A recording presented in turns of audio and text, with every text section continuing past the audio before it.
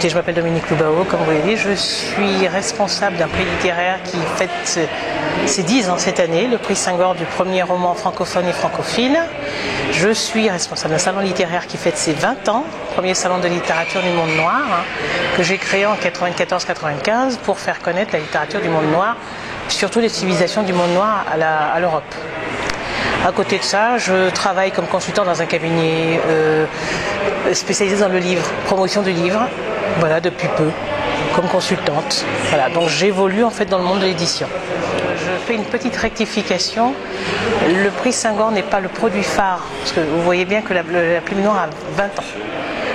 Écoutez, oui, c'est du travail. Hein.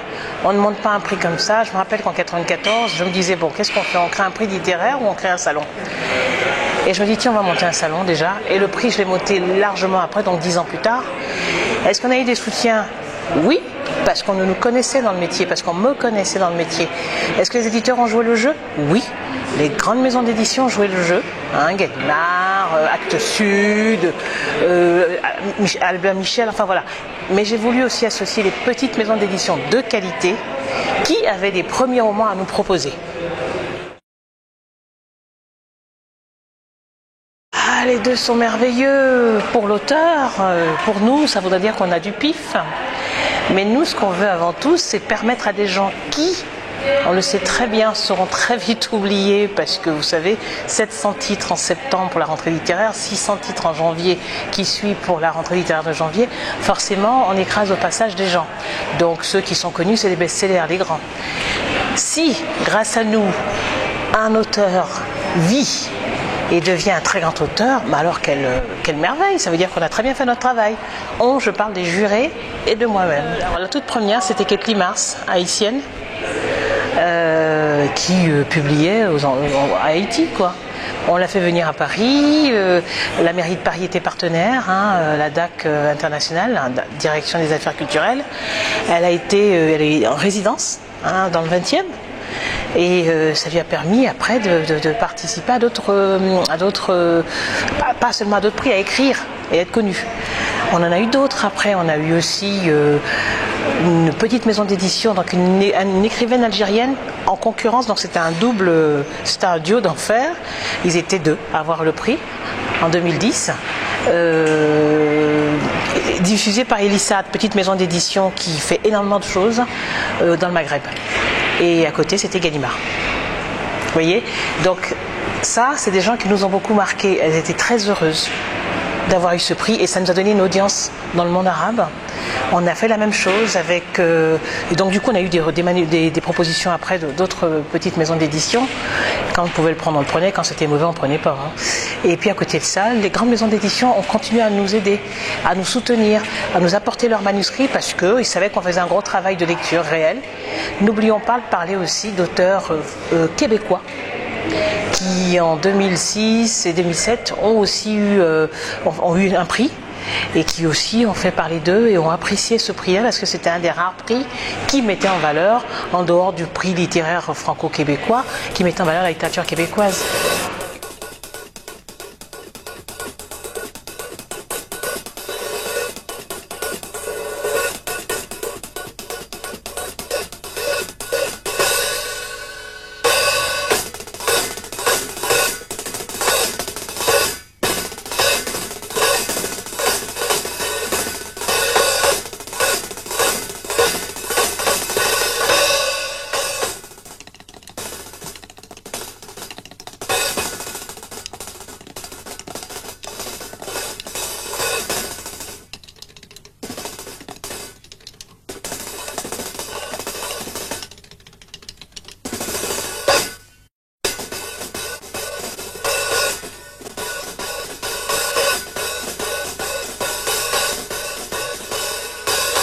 D'expression francophone et francophile.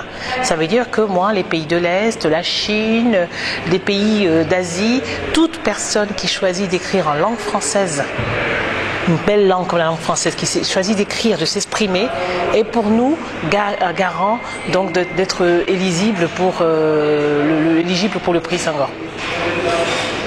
Bien sûr, j'ai mes coups de cœur, mais les membres du jury les jurys sont souverains.